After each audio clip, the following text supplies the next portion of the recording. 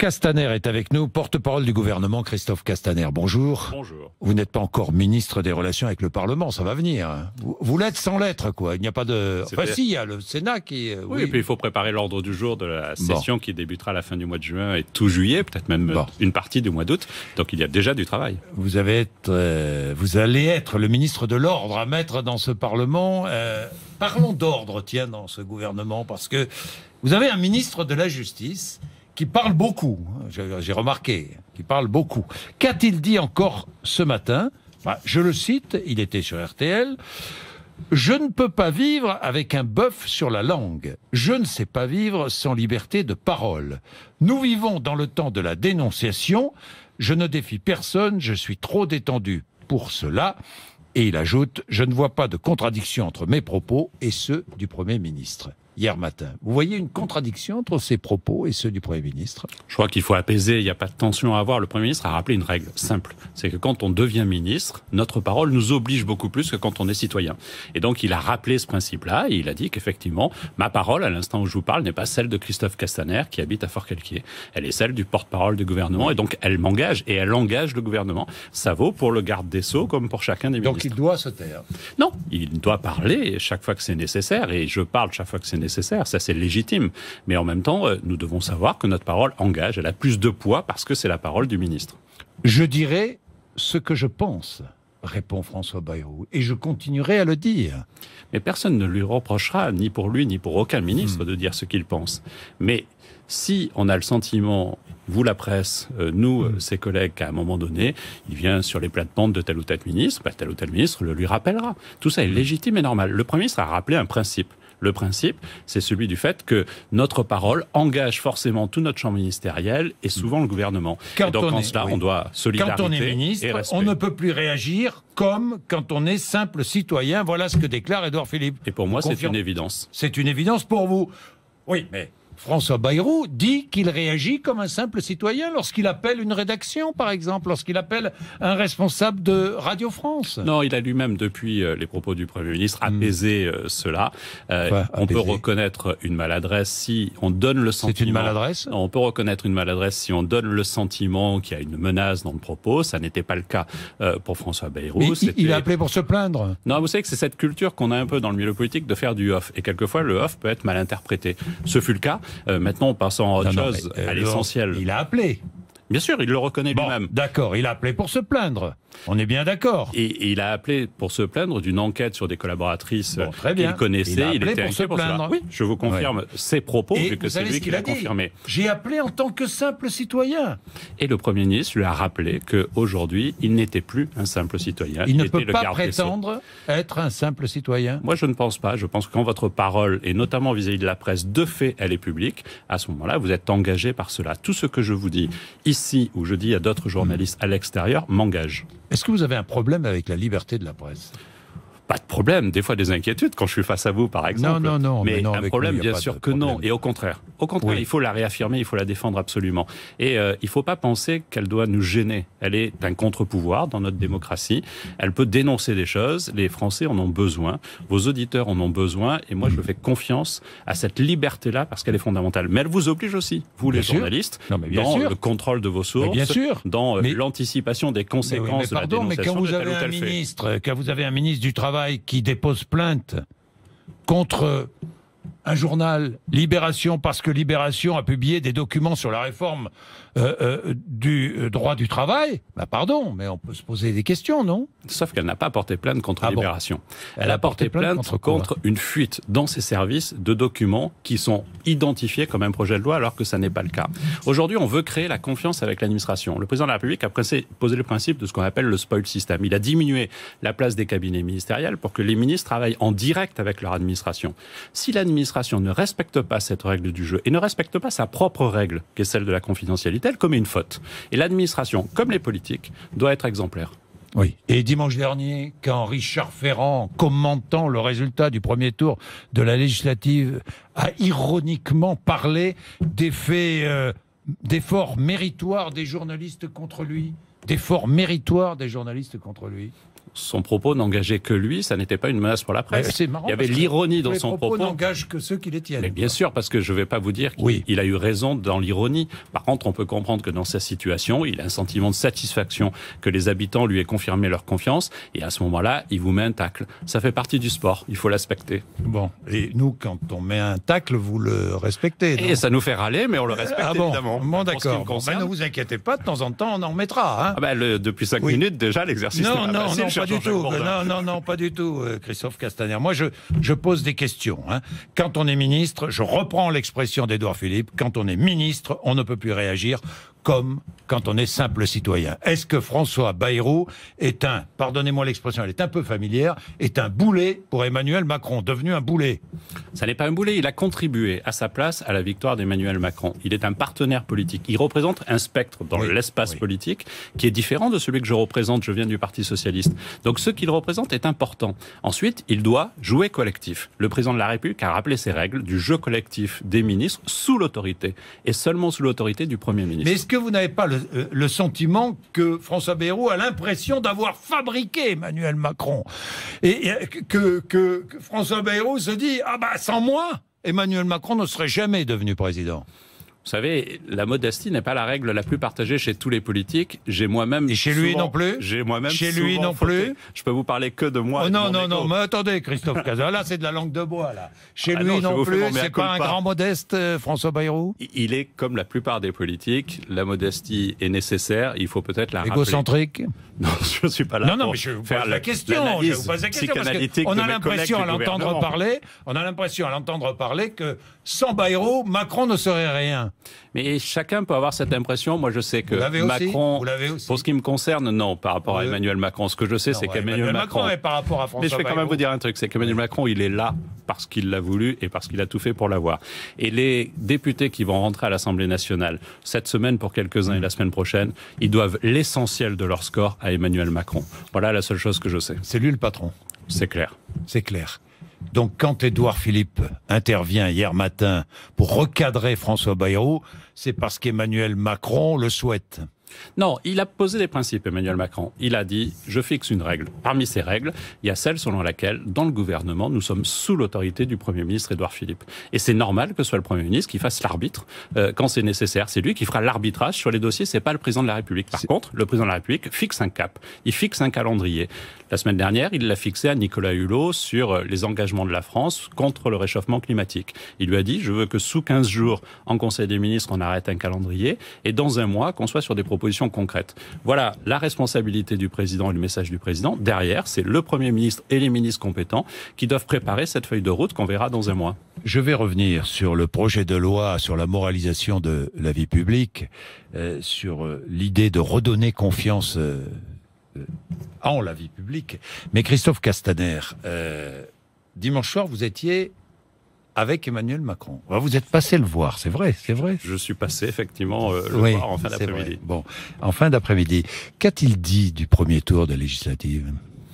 Il était satisfait. En même temps, c'est pas un expressif, c'est pas quelqu'un qui va sauter au plafond, et donc il était satisfait d'avoir la confirmation que nous aurons une majorité pour mener à bien la politique sur laquelle il est élu, pour mettre en œuvre ce contrat qu'il a signé avec les Français le 7 mai au soir à 20h. Pas d'autres commentaires sur les résultats, non? Non, il était sobre.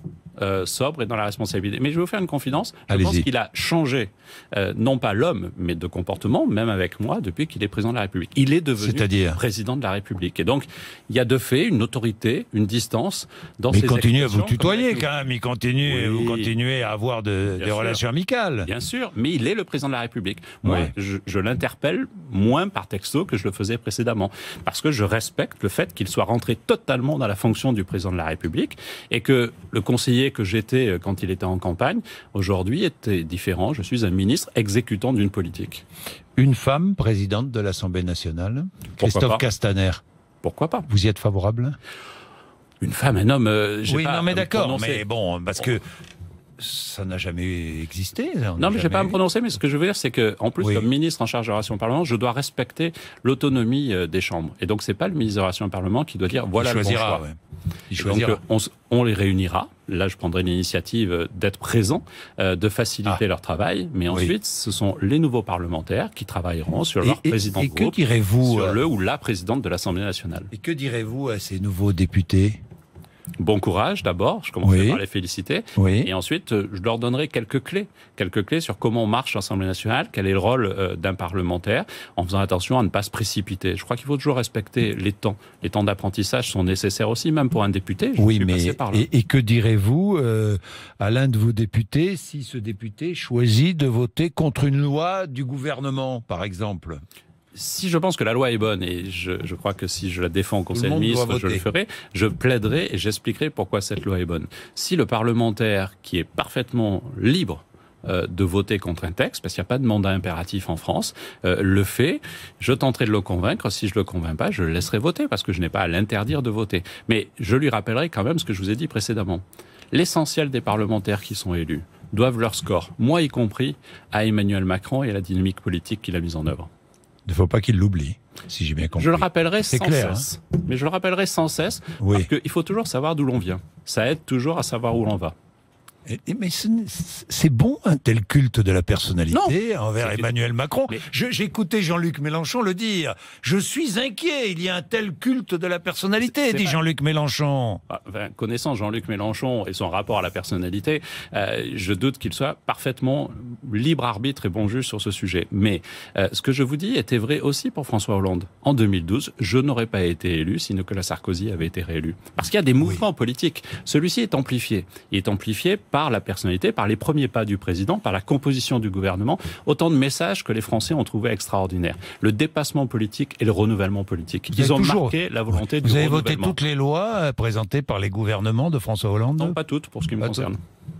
Pas toutes ? Non, pas toutes, parce qu'il y a des moments où je n'étais pas d'accord, parce que mon expérience d'élu local me faisait penser, par exemple, que le transfert de l'eau aux communautés de communes pouvait présenter un risque sur la gestion publique de l'eau. Donc j'ai eu l'occasion de m'exprimer, mais je n'ai jamais été frondeur. Et je n'ai jamais utilisé ma fronde pour me faire une image médiatique. Ça explique la situation du Parti socialiste aujourd'hui ?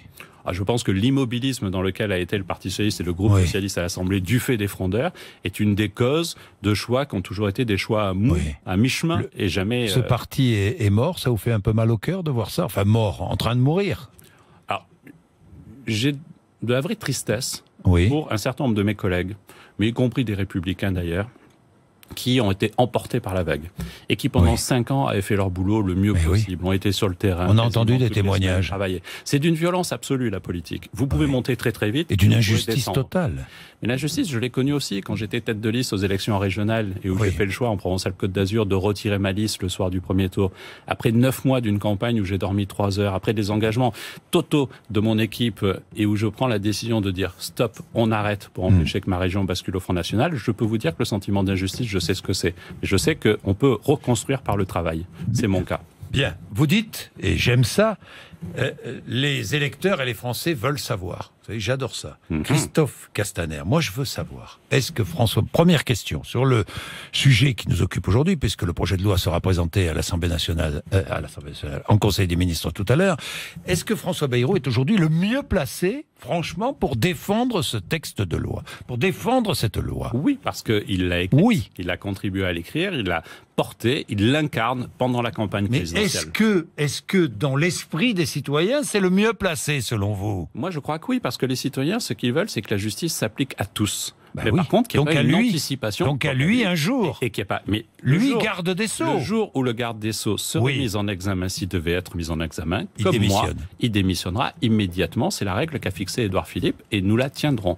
Ensuite, nos concitoyens, ils veulent que s'il y a une mise en cause, elle soit établie par la justice. Bien, réforme du Code du travail bientôt, dans les semaines qui viennent. Primauté ou pas des accords d'entreprise sur les accords de branche? C'est la priorité.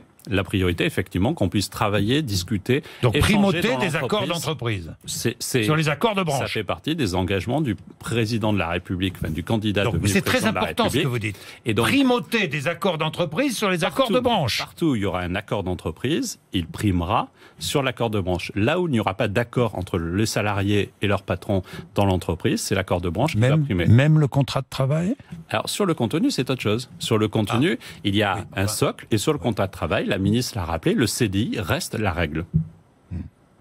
Le CDI restera la règle. Dans l'entreprise, donc là, discuter au niveau de l'entreprise comme au niveau de la branche, il y a un socle. Si au niveau de la branche, c'est la règle, l'accord d'entreprise n'inventera pas un contrat de travail.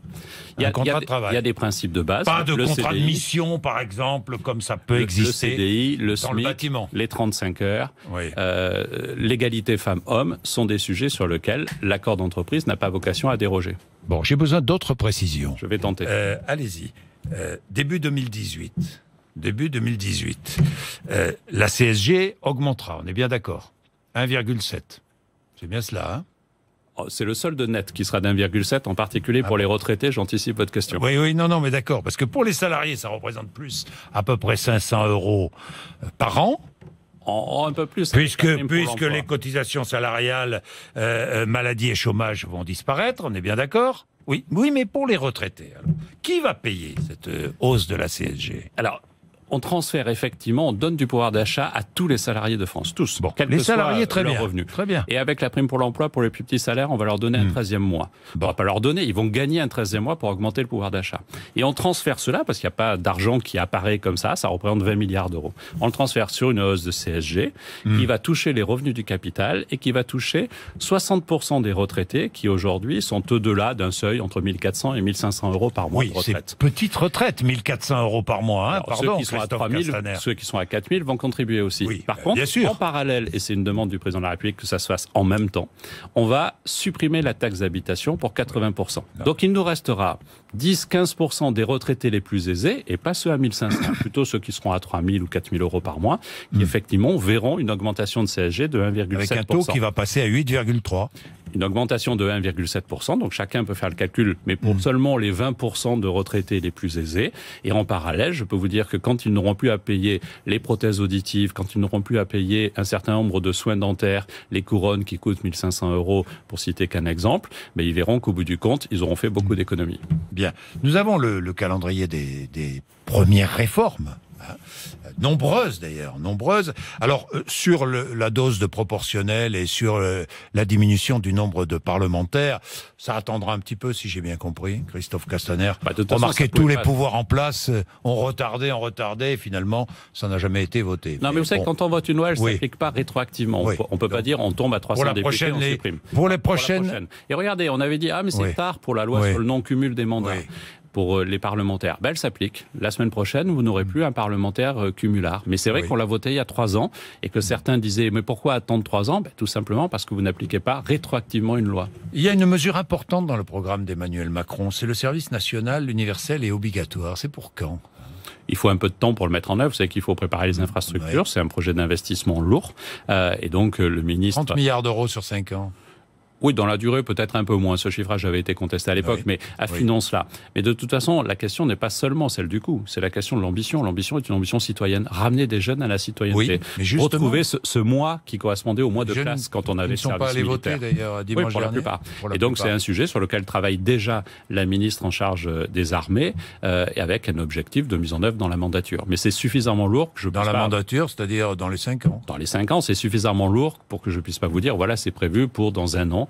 Aujourd'hui, on est, je vous rappelle, quand même dans nos fonctions depuis 3 semaines seulement. Oui, non, mais on vous demande des calendriers, on vous demande de l'action, c'est légitime. Comment 3 semaines ? Mais ça fait 1 mois, plus d'1 mois qu'il est élu, Emmanuel Macron. Le temps, oui, pour les ministres, je parlais, mais le temps passe très vite. Oui, ça, vous allez vous en apercevoir, Christophe Castaner. Vous aimez ce rôle là, de porte-parole ? Parce que... Il y a 2 choses. Oui, je l'aime. Parce que c'est passionnant, parce que ça vous oblige à vous informer sur... ce que vous espériez, mais bon... Non. Si. Disons pas non. Si. Je l'ai demandé, ce ministère-là. Vous l'avez demandé. Et je fais partie de ceux qui ont pu faire cette suggestion et qui a abouti. Après, il y a plein d'autres ministères qui m'auraient passionné. Mais pour répondre à votre question, c'est avec celui du Premier ministre, je vais être immodeste, mais je suis sous son autorité, le seul qui vous donne accès à la transversalité de l'action publique. Mais en même temps, je l'aime, mais je peux vous dire qu'il m'angoisse quelquefois. Vous allez être obligé de pratiquer la langue de bois, dites-moi, Christophe Castaner. J'espère ne pas l'avoir fait ce matin. Non, mais vous allez être obligé. Je vous remercie de le confirmer. Parfois, non, mais vous êtes bien sûr qu'il faut de temps en temps, sur les sujets internationaux, par exemple, le porte-parole doit évidemment trouver les mots neutres, parce qu'on sait bien qu'un mot de travers peut déclencher des conséquences trop graves pour notre pays. Merci Christophe Castaner d'être venu nous voir. Il est 8h55. Et dans le journal de 9h sur BFM TV, nous irons à Londres où le bilan commence seulement à se préciser. Les pompiers londoniens annoncent à l'instant qu'il y a des morts dans cette tour, des personnes qui ont été piégées dans leur sommeil cette nuit. Lorsque l'incendie s'est déclaré, des dizaines de personnes ont été hospitalisées. À tout de suite. BFM TV événement. Dimanche, second tour des élections législatives. Combien de députés pour le parti d'Emmanuel Macron arrivés largement en tête au premier tour ? Vivez cette journée exceptionnelle sur BFM TV avec le vote en direct des principaux candidats, les chiffres de la participation et nos reporters toute la journée dans les circonscriptions clés. À 20h, le rapport de force entre les différents partis et vous découvrirez le nouveau visage de l'Assemblée nationale. Dimanche, grande journée électorale à suivre dès 6h sur BFM TV, la chaîne de la politique.